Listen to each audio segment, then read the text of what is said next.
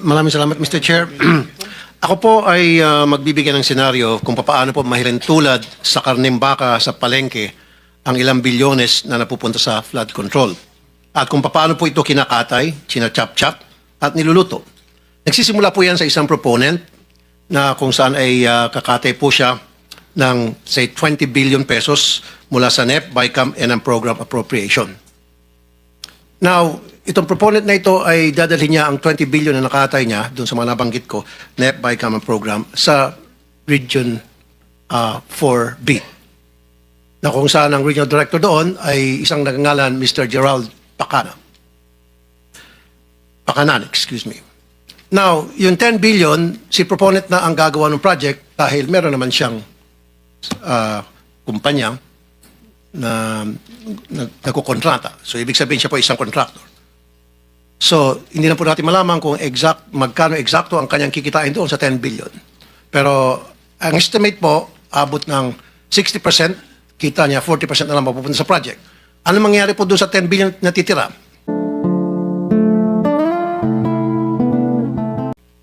Siyempre, kukunin po yun ni Mr. Pakanan. At yung 5 billion, si Mr. Pakanan na po ang gagawa ng project dahil meron din po siyang sariling kumpanya na nangungontrata. And of course, doon sa 5 billion niya, magbibigay siya ng 28% SOP sa proponent. Now, anong mangyari doon sa 5 billion na natitira na? Yun po ay bibigay ni Mr. Pakanan sa kanyang mga kaibigang kontraktor. And of course, again, si proponent kikita po ng 28%.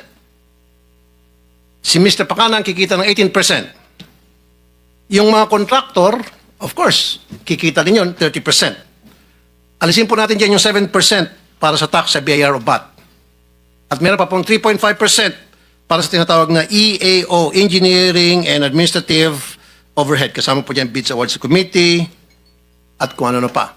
So 3.5%. I-add nyo po yan total, 86.5%. Magkano lang po napupunta sa project? 13.5%. Ganun po yung kalokohang nangyari dyan sa Region 4B. Now, kunti na lang Mr. Chairman.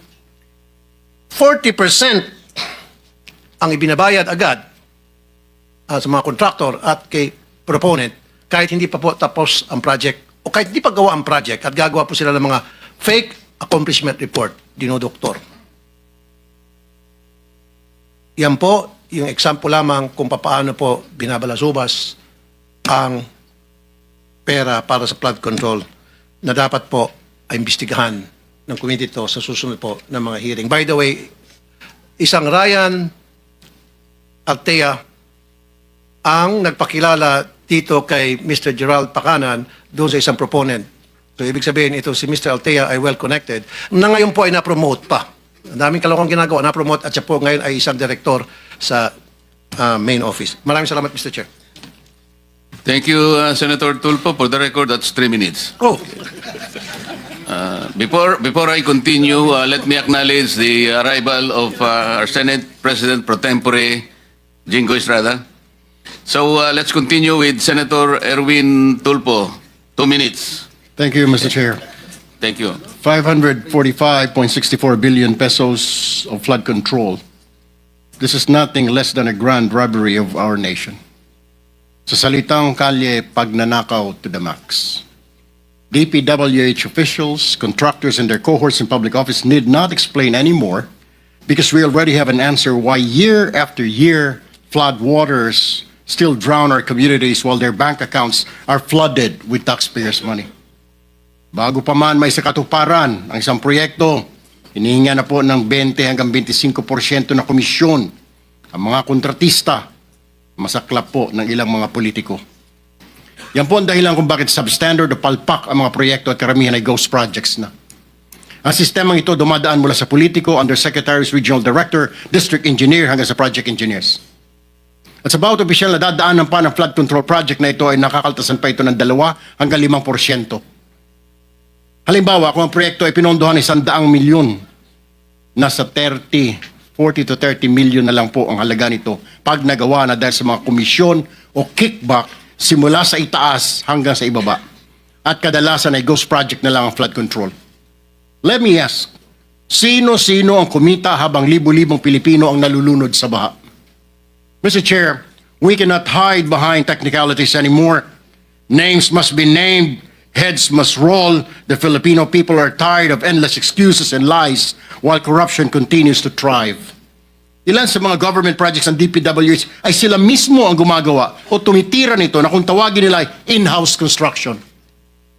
At ang resulta ng in-house construction na ito ay ghost projects nga. Ilan kasi sa mga opisyal dyan ay mga kontratista o di kaya mga construction company. Ito ang dahilan kung bakit napakaraming mga bilyonaryo at bilyonarya sa DPWH na nagmamayari ng eroplano, daan-daang milyong halaga ng mansyon sa mamahaling subdivision sa Metro Manila.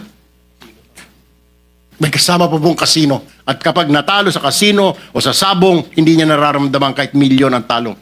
This committee, Mr. Chair, must not only expose the truth, but also ensure that those guilty are punished, whether they are past or present officials, contractors or protectors in higher office.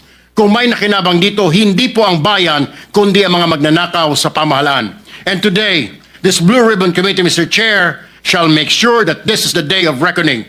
Tamaan na po ang tamaan, kaibigan, kasamahan, kamag-anak o matataas na opisyal. Justice must be served. Maraming salamat, Mr. Chair. Thank you, Senator Erwin. Sabi mo, names must be named.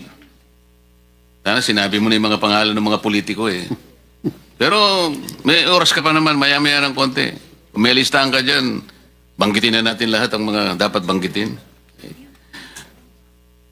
May I now recognize Senator J.B. Ejercito for his opening statement. Thank you, Mr. Chair. This will be very brief. Of course, we would want to start with the questions already and si clarification already.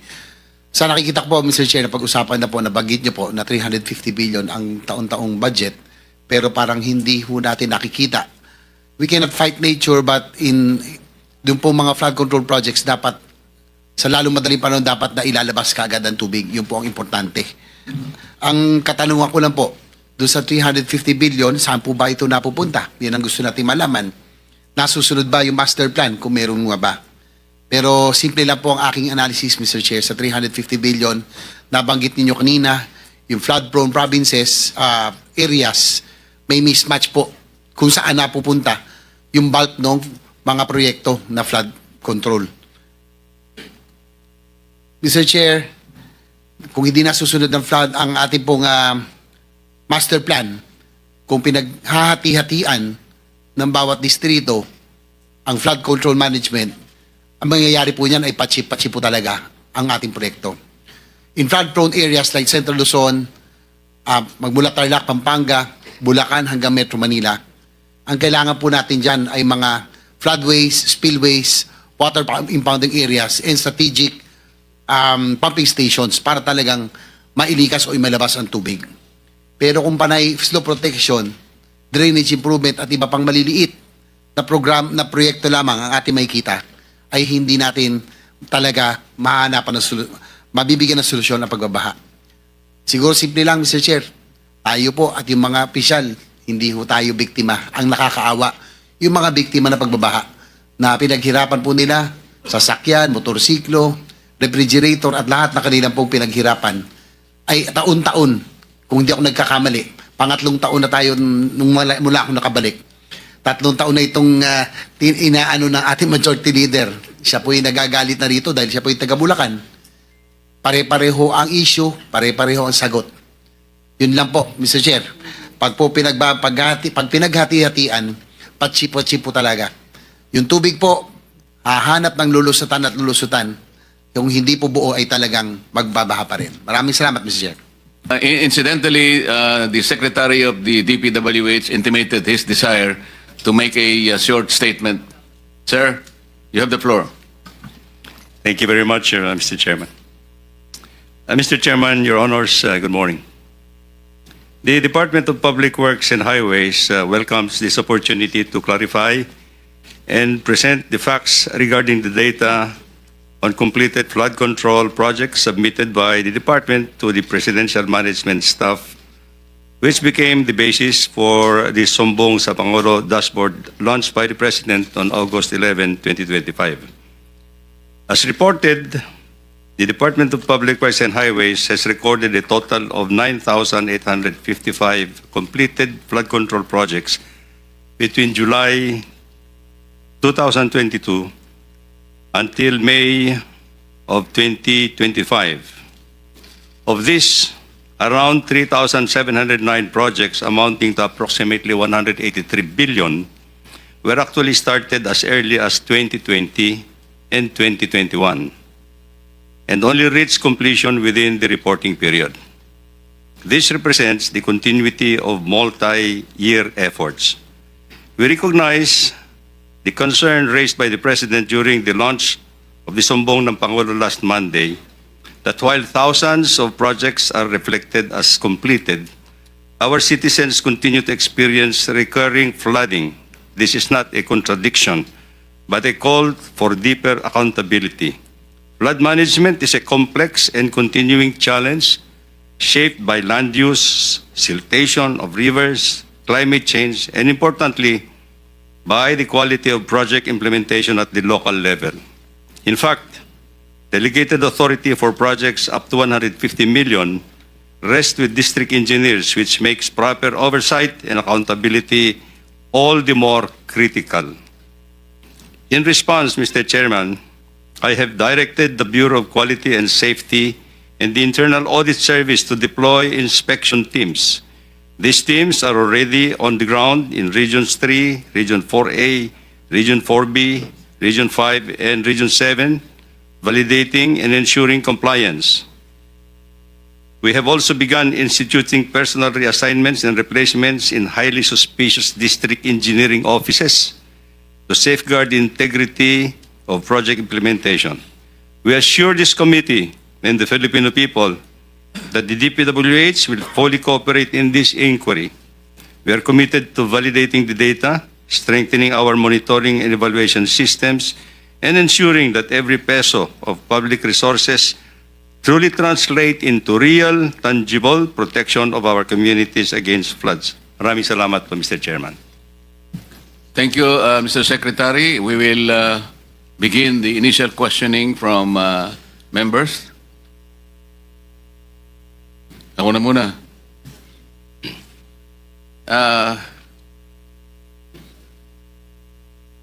Mr. Secretary, as already said by some of my colleagues, they are, I think, worried about the existence or non-existence of a master plan, an integrated, comprehensive master plan that will finally solve the problem of flooding in this country. Do we have that? Mr. Chairman, let me qualify. In the Philippines, we have recorded 18 major river basins. 18 major river basins. These are the rivers that would transcend not only in a locality but transcends provinces and regions for that matter. We understand that, We have Mr. 18. Secretary. We understand that. We have 18, Mr. Chair. Even if we have 100 river basins, Yes. until and unless you are able to present a master plan that will integrate Yes. these river basins, you will be going nowhere. That's You correct. will accept that. I accept, Mr. Chairman. Let me begin by asking you, in executing all these flood control projects, did you ever, either your district engineers or regional district offices ever coordinated with The local government. the River Basin Control Office? Yes, Mr. Chairman. Let me explain a little No, bit. the answer Yes. is, the question is answerable by yes or no. There is a different. Have you ever coordinated with this obscure office called River Basin Control Office? I will explain to you why I'm asking this. It has a very, very significant relation to the subject matter of today's inquiry. Yes, Mr. Chairman. This River Basin Control Office was created by Executive Order 510. Kung nabasa po ninyo ito, sa Section 2, Paragraph B nitong Executive Order na ito, ito pala yung mandato nitong maliit na opisinang ito, which is attached to the DENR. Together with the Department of Public Works and Highways and the National Disaster Coordinating Council, develop a national master plan for flood control by integrating the various existing river basins and developing additional plan for components as needed. Isipin po natin, kaya sabi ko po sa inyo kanina, kahit 100 river basin ang babanggitin nyo sa amin, until and unless they are integrated with one another, which is the mandate of this office, walang mangyayari. Bakit po in the entire equation, in the entire continuum of this problem, bakit hindi man lang nagsasurface itong opisinang ito? Where is it? And why is it? Siya pala yung merong mandato. Ngayon lang natin nalaman. Hanggat hindi po kayo nagko-coordinate, hindi po kayo pala yung regulator eh. Meron pang isang executive order number 816. Sabi po niya rito, referring again to the River Basin Control Office. Whereas, sabi niya, the integration and harmonization of various government mandates and resources. Kasama na po kayong lahat dyan. In the provision of safe and clean water supply and effective flood control management for the entire country is emphasized in the medium-term development plan. Ang laki pala ng mandato nitong opisinang ito. Eh bakit po, Sir Director General, did we invite the representative from this office? Kumbaga, yung palang pinaka susi ng lahat ng ito. Gawa na kayo ng gawa ng project, DPWH. DBM, bigay ng Pundo. Pero yung opisina na mayroong pananagutan na pag nai-integrate, i-connecta lahat ng inyong ginagawang flood control. Natutulog pala, hindi pala nyo kinukonsultan, hindi pala kayo magkakakilala. So talaga pong walang mangyayari sa lahat ng project. Dito po, matibay na po ang kawalan po ninyo ng coordination dito. Bakit po nagaganon, Secretary? Why is it that we have already seen, as of today, there is no semblance of coordination with this office? Why? Unfortunately, Your Honor, I think this is one of the challenges that we have to face. I'm not about to ask you about the challenges. We have. Yeah, the coordination actually. We have challenges. The coordination seems to be not really in the right one, Mr. I admit, Mr. Chairman, that we have not had any significant coordination at this point in time. There was no coordination at all. We started from the wrong foot. Kaya po pala ganito ang nangyayari. In the next hearing, we would like to know from this office, bakit po sa kabila ng lahat na ito pala ang kanyang pinakamandato, hindi niya nakuwang i-coordinate sa DPWH, sa DBM, and all agencies na may kinalaman para solusyonan ang pagbaha sa bansang ito. You see, nawawala sa in the entire question. Kasi po, Mr. Secretary, itatanong ko pa sa kanya sana kung nandito siya. How do you classify the rivers in this country? Meron tayong national rivers, meron po tayong municipal rivers. Is that correct? That's correct, Your Honor. We have 18 major river basins, as I initially pointed out. We have 403 principal rivers all over the country, and I think we have more than 4,000 small rivers, tributaries to the principal rivers. Not mentioning actually, of course, Mr. Chairman. Yes, Mr. Secretary, this is important because one by one, we will be able to look into the significance why we're supposed to see the difference between the national and the municipal rivers. Yes, Mr. Chairman. Yung mga national rivers po, ito yung jurisdiction ng national office. Yeah, Am I correct? correct, Mr. Chairman. Yung municipal rivers, ano po ang, di ba LGU ito? That's correct, Mr. Chairman. Ngayon, ito po yung pinanggagalingan ng katakot-takot na corruption. I will tell you, palagay ko, alam mo na rin naman ito. Kung minsan po, at pangkaraniwan, hindi lang minsan, pangmaramihan na to, para sa ganon, makakuha sila ng project. Kasi wala namang project ang LGU. Wala siyang pondo eh. Ang gagamitin po nila na project, sasabihin niya, tributary to a national river. Kasi pag ginamit mo na tributary siya sa national river, kinukonekta mo siya doon eh. Makakakuha siya ng pondo eh. Tama po, hindi? Opo, Mr. Chairman.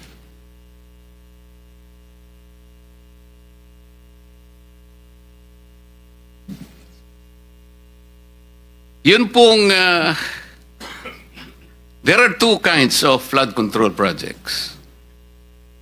One, those with feasibility studies. Tama po. Tama po, Mr. And Chairman. those without feasibility studies. Tama rin po, Mr. Chairman. Dito po sa may feasibility studies, Mr. Chair, Mr. Secretary,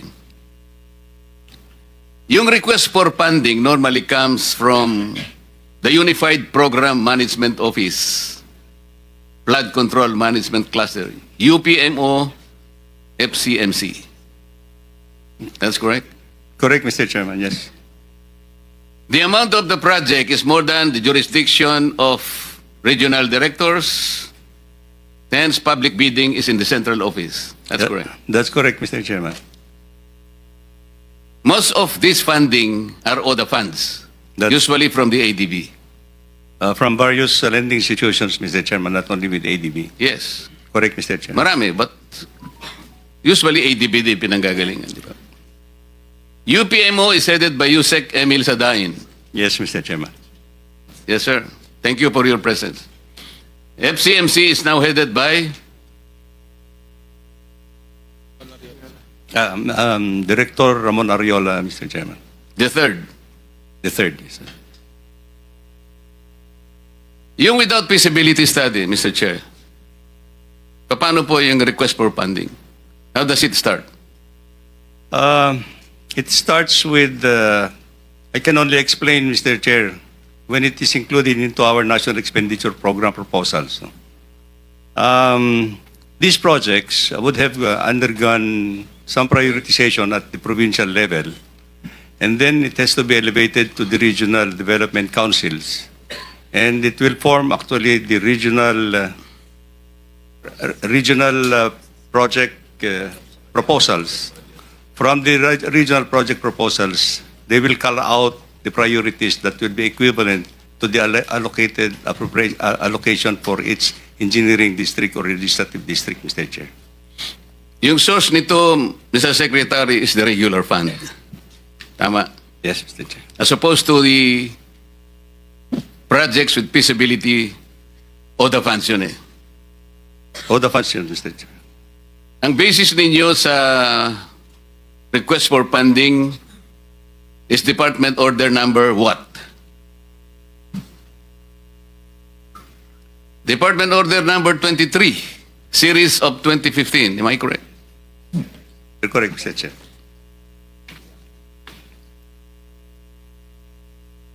Kasi po, Mr. Secretary, kaya po natin iniisa-isa ito para maintindihan nating lahat. Meron pong jurisdictional amount kasi. Yes.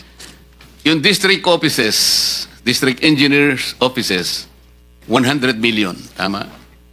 150 million level nila, Mr. Chair. 150. 150 million, Mr. Chair. O yung regional district offices, Above 150 up to 400 million, Your Honor. national offices above what? No limit, Mr. Chair. No limit. Pero lahat po ng ito, Mr. Secretary, either ito po ay prosecuted by District Engineer's Office with the threshold amount as you have stated, regional district offices with the threshold amount, and national offices with unlimited amount. Lahat po ng mga contractors nito are required to have the SLCC. Am I correct? That's correct, Your Honor. SLCC is single largest contract completed, That's correct, Your Honor. which is based on the new government Procurement. procurement plan or law, RA 12009. Tama po. Tama po, Your Honor.